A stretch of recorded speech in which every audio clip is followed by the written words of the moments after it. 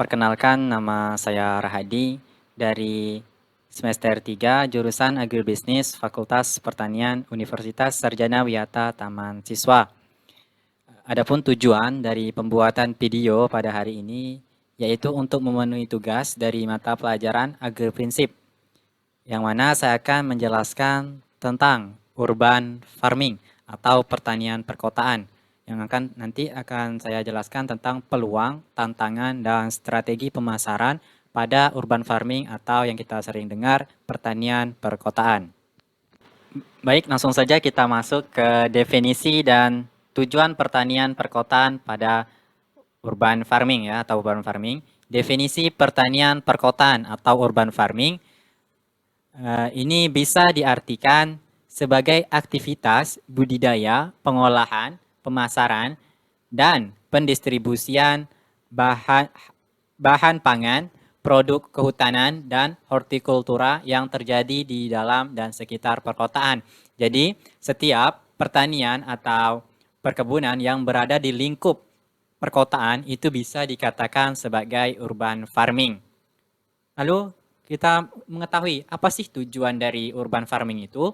Tujuan dari urban farming perkotaan umumnya adalah sebagai sarana untuk meningkatkan ketersediaan bahan hama pangan dan atau pendapatan, atau juga sebagai suatu aktivitas yang menimbulkan kesenangan atau rekreasi dan relaksasi bagi pelakunya, yang mana peningkatan jumlah populasi di perkotaan telah menyebabkan peningkatan kebutuhan bahan pangan. Jarak perkotaan yang jauh dari sumber produksi pangan menjadi alasan pentingnya pertanian di perkotaan. Kesegaran bahan makanan yang tersedia seperti sayuran dan buah mengalami degradasi kualitas selama transportasi, sehingga usaha memperdekat akses terhadap bahan makanan melalui kegiatan pertanian perkotaan sangat perlu untuk dilakukan.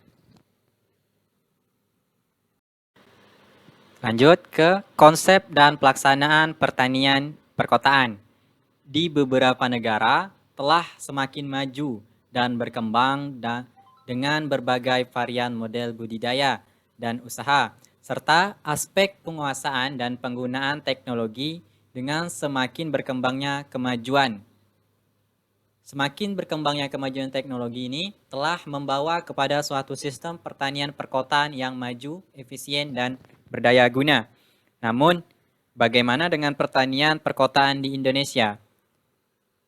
Tentu saja jawabannya sebagaimana halnya dengan kota-kota di dunia, pertanian perkotaan di Indonesia juga telah ada sejalan dengan timbul dan tumbuhnya kota-kota di Indonesia. Praktek pertanian di perkotaan ini terlihat jelas di kota-kota besar, khususnya seperti kota Jakarta. Komoditas yang umum dibudidayakan adalah tanaman sayuran, buah-buahan, tanaman hias, tanaman hutan, ternak unggas, dan ruminansia besar dan kecil, serta ikan. Lalu, kita harus mengetahui peranan pertanian perkotaan Indonesia terhadap perekonomian itu seperti apa gitu. Jadi, peran perekonomian perkotaan di Indonesia terhadap Indonesia itu yang mana itu kehidupan masyarakat kota sejatinya tergolong besar dan tidak dapat disepelekan. Namun demikian, hanya sedikit data yang tercatat dan terekam. Hal tersebut seringkali menyebabkan arti pertanian perkotaan menjadi kecil, marginal, terpinggirkan, dan bukan menjadi prioritas untuk dikembangkan.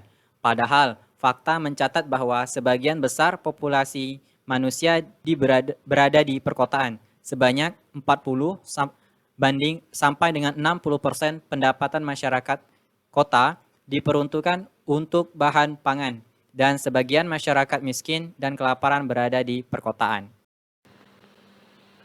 Kita masuk ke peran pertanian perkotaan di Indonesia. Peran pertanian perkotaan di Indonesia ini terhadap perekonomian dan kehidupan masyarakat kota sejatinya tergolong besar dan tidak dapat disepelekan. Namun demikian, hanya sedikit data yang tercatat dan terekam. Hal tersebut seringkali menyebabkan arti pertanian perkotaan menjadi kecil, marginal, terpinggirkan, dan bukan menjadi prioritas untuk dikembangkan. Padahal fakta mencatat bahwa sebagian besar populasi manusia berada di daerah perkotaan, yaitu sebanyak 40-60% pendapatan masyarakat kota diperuntukkan untuk bahan pangan. Jadi peran pertanian perkotaan ini sangat besar sekali bagi masyarakat yang berada di perkotaan. Karena orang-orang di perkotaan membutuhkan bahan pangan yang lumayan besar, dan sebagian masyarakat miskin dan kelaparan berada di daerah perkotaan. Masuk tentang perspektif dan dampak pada pertanian perkotaan. Pertanian perkotaan memiliki dua perspektif utama, yaitu perspektif sumber daya dan ekonomi. Optimalisasi penggunaan sumber daya, ini seperti air dan lahan, tenaga kerja, sarana prasarana, merupakan suatu keharusan sehingga akan memberikan keuntungan yang optimal secara ekonomi. Oleh sebab itu, penerapan proses daur ulang serta media biointensif diantaranya melalui integrasi ternak atau ikan dengan tanaman bernilai ekonomis tinggi seperti sayuran-sayuran, tanaman obat, dan tanaman hias merupakan salah satu strategi yang sesuai untuk dikembangkan. Namun sebenarnya selain dua perspektif tadi, sumber daya dan ekonomi, ada satu perspektif pendukung, yaitu perspektif lingkungan. Perspektif lingkungan ini juga terlibat dalam mendukung pengembangan pertanian perkotaan, seperti isu perubahan iklim global, populasi air, tanah, dan udara di perkotaan, cemaran logam berat, dan pestisida dalam bahan pangan merupakan ancaman bagi masyarakat perkotaan. Lalu kita masuk ke dampak pertanian perkotaan terhadap ekonomi masyarakat. Dampak ekonomi masyarakat ini terutama melalui perluasan basis ekonomi kota melalui produksi, pengolahan, dan pengemasan, dan pemasaran produk konsumsi.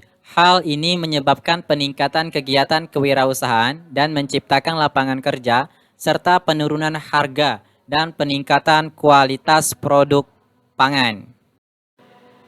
Baik, kita lanjut ke slide selanjutnya, yaitu peluang dan tantangan pada pertanian perkotaan.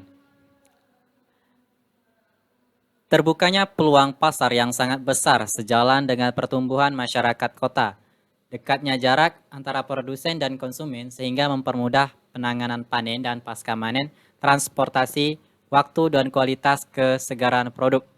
Nah, jadi ini merupakan salah satu peluang yang sangat besar bagi pertanian perkotaan karena menjamin kualitas dari sebuah barang. Namun demikian, tantangan yang dihadapi dalam pengembangan pertanian di perkotaan sebanding dengan besarnya peluang pengembangan. Tantangan ini yang dihadapi diantaranya adalah status, hukum, dan luas lahan.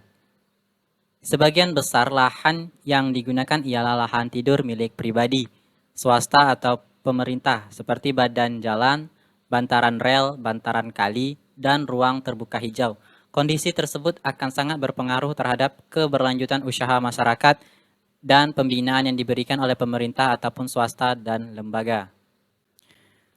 Maksud dari penjelasan ini yaitu sekelompok masyarakat yang bercocok tanam ini di lahan tidur umumnya itu berasal dari daerah yang sama dan masih memiliki hubungan kekerabatan. Lahan yang tersedia umumnya dibagi sedemikian rupa sehingga masing-masing individu memiliki lahan garapan yang sangat terbatas. Demikian juga halnya dalam hal pemanfaatan perkarangan. Ukuran luas perkarangan di perkotaan tergolong sempit hingga sangat sempit dan memiliki dinamika dan kompetisi penggunaan yang sangat tinggi.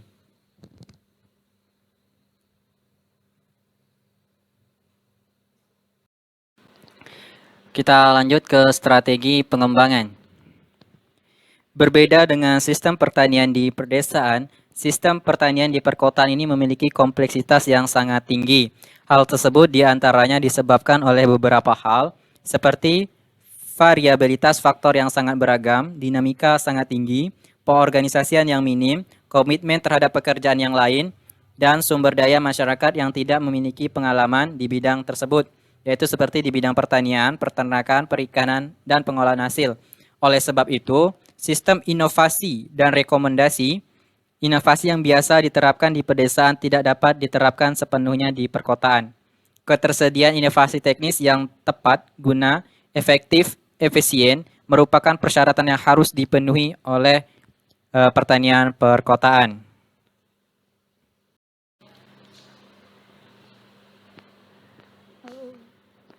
Kita lanjut ke masih tentang strategi pengembangan. Aspek inovasi yang perlu disediakan diantaranya itu terkait dengan penyediaan varietas unggul bernilai ekonomis tinggi, sistem irigasi dan pemupukan, inovasi pengendalian hama ramah lingkungan, inovasi budidaya sistem biointensif, misalnya sistem irigasi ikan atau ternak dengan tanaman sistem aquaponik, tumpang sari atau tumpang gilir. Inovasi pengolahan limbah organik menjadi media tanam, pupuk, dan pakan ternak. Inovasi pemanfaatan air limbah sebagai air penyiraman, inovasi sistem budidaya hemat lahan.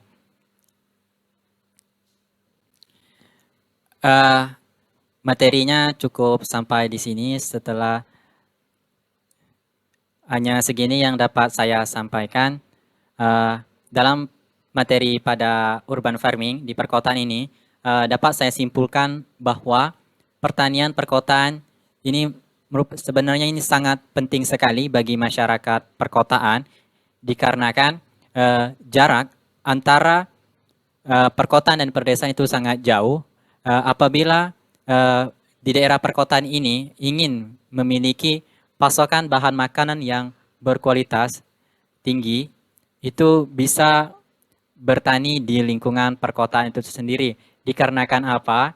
Kalau seandainya pertanian di perdesaan ini mau membagikan ekspornya ini ke daerah perkotaan, ini akan mengalami keterlambatan dalam hal pengantar seperti itu kan. Sehingga bahan yang dipasok akan sedikitnya berkurang kualitasnya seperti itu. Sekian dari saya akhiri. Salam dan bahagia. Terima kasih.